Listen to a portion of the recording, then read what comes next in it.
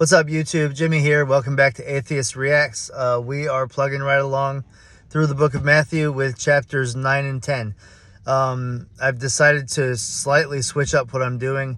I read ahead I didn't read the actual Bible ahead, but I read just a very brief summary of what I'm about to read, just so that I kind of know what's coming. Because, the text, when you're reading through it, it's really dense, and it's a little hard to fully comprehend what you're reading when you're reading it. So, like, for example, I read the Sermon on the Mount, but I didn't even realize this was the Sermon on the Mount until I was done, until it said Jesus came down from the mountain.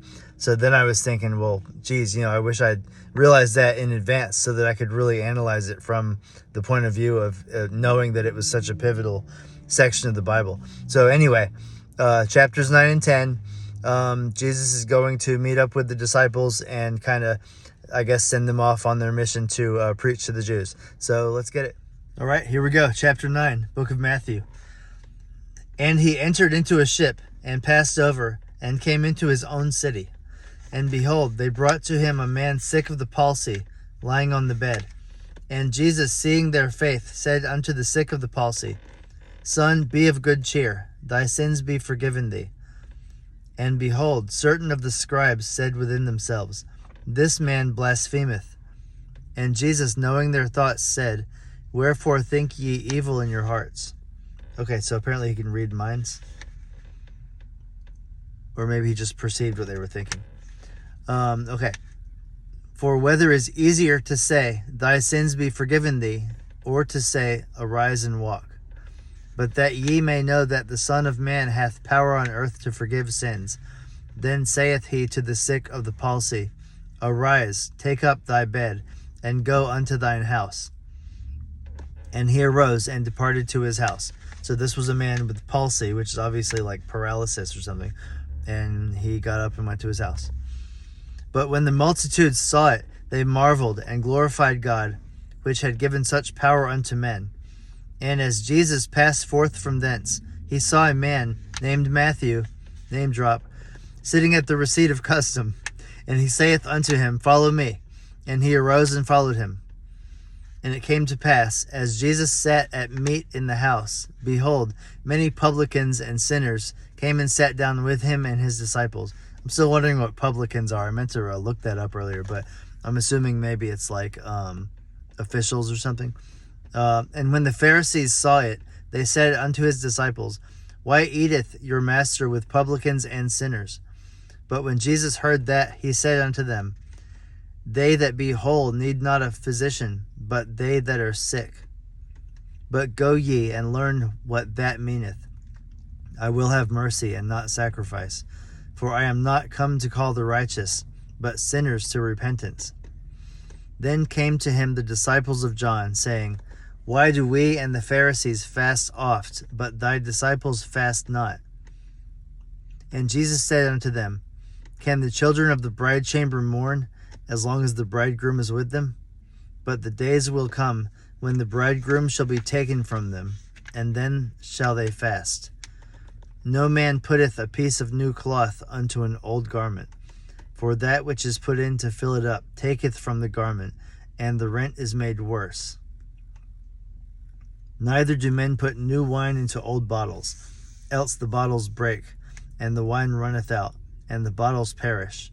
But they put new wine into new bottles, and both are preserved. So he's talking about men restoring themselves, I guess, with like a new life. While he spake these things unto them, behold, there came a certain ruler, and worshipped him, saying, My daughter is even now dead, but come and lay thy hand upon her, and she shall live. And Jesus arose and followed him, and so did his disciples. And behold, a woman who was diseased with an issue of blood 12 years, came behind him, and touched the hem of his garment. For she said within herself, If I may but touch his garment, I shall be whole. But Jesus turned him about, and when he saw her, he said, Daughter, be of good comfort, thy faith hath made thee whole. And the woman was made whole from that hour.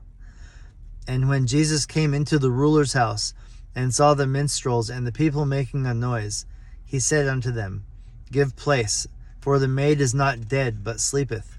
and they laughed him to scorn. But when the people were put forth, he went in and took her by the hand, and the maid arose. And the fame hereof went abroad into all that land.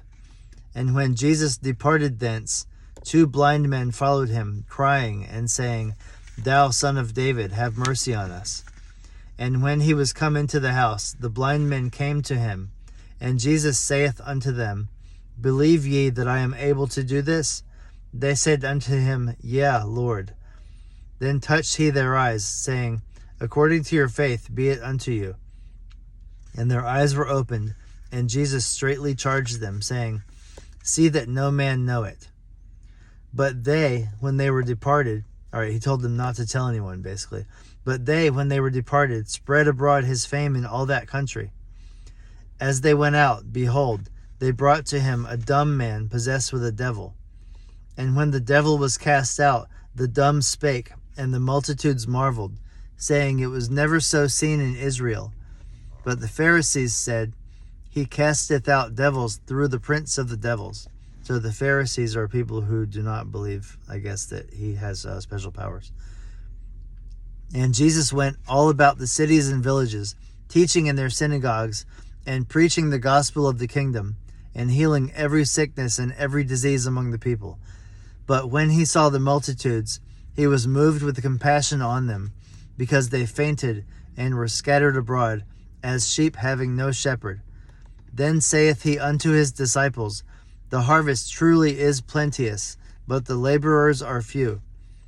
Pray ye therefore the Lord of the harvest, that he will send forth laborers into his harvest. Okay, so end of chapter 9. So it sounds like Jesus is out in the country performing miracles, healing the sick, raising the dead. But at the very end here, I think he's saying that he's short-handed, basically, that he needs help. So I guess he's going to recruit some people, yeah. So chapter 10. And when he had called unto him his 12 disciples, here we go, he gave them power against unclean spirits, to cast them out, and to heal all manner of sickness and all manner of disease. Now the names of the 12 apostles are these. The first, Simon, who is called Peter, and Andrew his brother, James the son of Zebedee, and John his brother. Simon called Peter, Andrew, James, John, Philip and Bartholomew, Thomas and Matthew the publican, James the son of Alphaeus and Lebbaeus, whose surname was Thaddeus. I've never heard of some of these. Simon the Canaanite, and Judas Iscariot, who also betrayed him. Right from the beginning, it's already known that Judas is the betrayer. All right, so we got Simon called Peter, Andrew, James, John, Philip, Bartholomew, Thomas, Matthew, James, Simon, and Judas. Wait, that's 13? Hang on. Simon, Andrew, James, John, Philip, Bartholomew, Thomas, Matthew, James, Lebbaeus, Simon, Judas. Okay, all right, that's 12. All right, got it. There were just some other names thrown in there. These 12 Jesus sent forth and commanded them, saying, Go not into the way of the Gentiles, and into any city of the Samaritans enter ye not, but go rather to the lost sheep of the house of Israel. And as ye go, preach, saying, The kingdom of heaven is at hand. Heal the sick, cleanse the lepers, raise the dead, cast out devils. Freely ye have received, freely give. Provide neither gold, nor silver, nor brass in your purses, nor scrip for your journey, neither 2 coats, neither shoes, nor yet staves. For the workman is worthy of his meat. And into whatsoever city or town ye shall enter, inquire who in it is worthy, and there abide till ye go thence. And when ye come into an house, salute it. And if the house be worthy, let your peace come upon it. But if it be not worthy, let your peace return to you. And whosoever shall not receive you, nor hear your words, when ye depart out of that house or city, shake off the dust of your feet. Verily I say unto you, it shall be more tolerable for the land of Sodom and Gomorrah in the day of judgment than for that city. Behold, I send you forth as sheep in the midst of wolves. Be ye therefore wise as serpents and harmless as doves. But beware of men, For they will deliver you up to the councils, and they will scourge you in their synagogues. And ye shall be brought before governors and kings for my sake, for a testimony against them and the Gentiles. But when they deliver you up, take no thought how or what ye shall speak, for it shall be given you in that same hour what ye shall speak. So in other words, don't rehearse it. When they deliver you up to like the authorities, when they turn you in, don't sweat it. The words will come to you, what to say, I guess. For it is not ye that speak, but the Spirit of your Father which speaketh in you.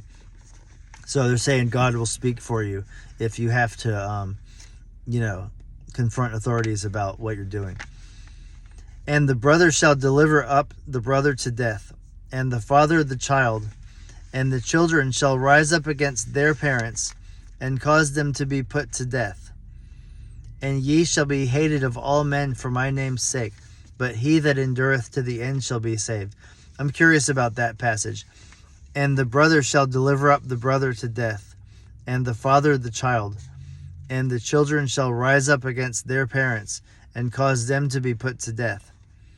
So that seems like maybe he's trying to say that family bonds are not as important as what they're trying to teach, that you're going to turn people against each other, something like that, because of differences in faith, I guess, and belief.